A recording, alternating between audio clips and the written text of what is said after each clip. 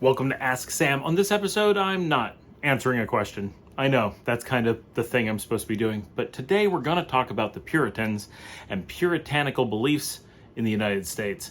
Now, if you grew up in the United States, or if you're familiar with American culture, you're probably familiar with the term puritanical.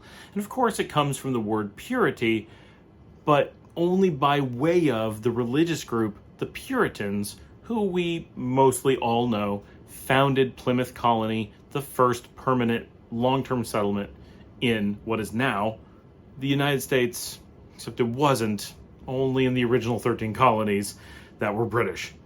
Kind of gloss over that. Anyway, the Puritans are famous for being a really, really crazy, awful religious sect that were even involved with overthrowing the monarchy in England and bringing about a dictatorship. Yes, they actually took the effort to overthrow a monarchy and just put a dictatorship in its place, which a monarchy is really just a dictatorship that had some structure with it.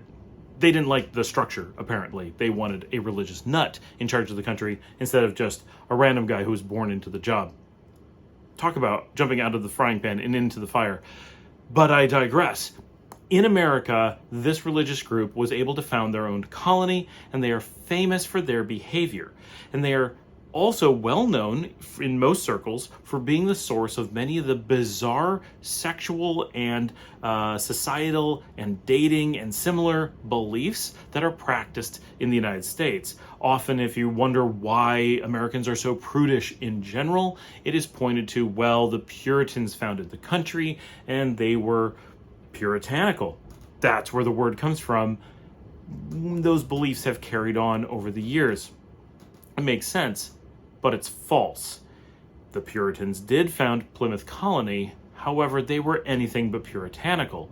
The reality is that there was a revival movement in the late 1800s in which a new religious sect came up from nowhere, or more or less nowhere, in America, which now is mostly represented by Baptist.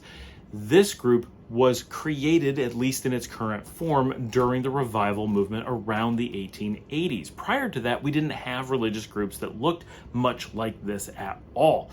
Had something here and there, but it was really, really different. The revival movement was essentially a new religion created at that time and looked nothing like any of the religions that came before it. It looked nothing like Catholicism or any other Protestant movement that came from Catholicism.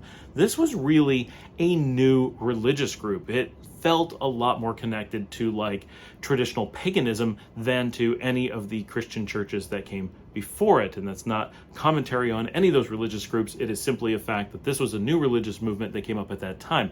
However, that group needed some credence, some way to give validity to their movement, and so they pointed to the Puritans and attempted to leverage their name and history to make it seem like they were carrying on a proud tradition. Of course, the Puritans were not weird with things like dancing and sex. They were normal about them, or actually more liberal than most societies other components around the same time.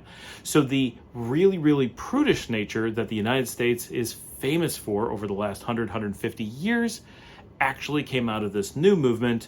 And if anything, it was a reaction against the Puritans rather than an alignment with them. What do I mean by this? Let's go back and look at the Puritans. One of the things that the Puritans were known for was their incredibly liberal sex practices. And the one that really stands out is that not only did they not oppose sex before marriage, they essentially demanded it. If you were a man and you were interested in someone's daughter, you would go to them and say, I'm really interested in your daughter. If she's interested in me, I'd like to find out if we're sexually compatible before we bother courting, because it would be terrible to waste a bunch of time courting and then find out we don't get along in the sack. And the parents would be like, that's a great idea. Come over next weekend, spend the weekend in our daughter's bedroom, and see how you guys get along. And if you're compatible then, great. Then you can date for who knows how long, probably not very long, because let's face it, back in the day, one, your dating pool was tiny, so okay, if you don't get along, you need to move on quickly. And if you are dating and you do get along, you need to get married and get on with life. You need to get plowing the field, hunting the deer, having kids, because life is short and brutal. So this was an acceleration technique, and as you can imagine, it had to produce a large number of illegitimate children. That must have been a major thing going on at the time, because so many people would have been getting pregnant during this process. There's just no way around it, because they didn't have condoms or other contraception of any real utility at the time. It probably also did a lot to spread venereal disease, because this was the time period when that stuff was starting to be a problem in Europe. And of course, America is now famous for just how many STDs they have. You can guess where that tradition started. And of course, we can have a great discussion about how the later fake puritanical movement with the revival made sexual norms things that had to be hidden. And because they were hidden, that empowered things like STDs to spread virulently, because we were not allowed to talk about and prevent them. But that's a completely different topic. The point here is only that the Puritans, those that we accuse so strongly of creating sexual taboos around the norms of human relationships, were actually very liberal and had some really interesting ideas about the importance of physical attraction and physical compatibility as the first thing to determine in a relationship. Right away, early on, figure out, do you get along? Is this going to be a problem? Is this going to be a bonus? Yes, this is something that everyone's happy with. Great. Figure out if you then can get along with each other while cooking or hunting or whatever, and then decide if you're getting married and having kids.